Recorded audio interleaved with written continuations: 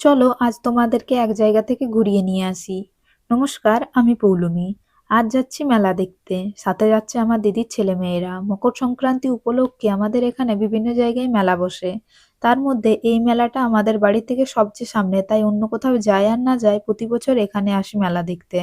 প্রচুর ভিড় হয় এখানে, অনেক দূর দূর থেকে লোক আসে এখানে। জানি না এখানে প্রতি বছর কেন এত ভিড় হয়। এখানে দেখার মতন কিছুই নেই সেরকম, আছে শুধু একটা ডুংরি আর তার উপর চণ্ডী মায়ের একটা মন্দির। এই মায়ের মন্দিরকে ঘিরেই প্রতি বছর চৌঠা মাঘ এখানে মেলা বসে।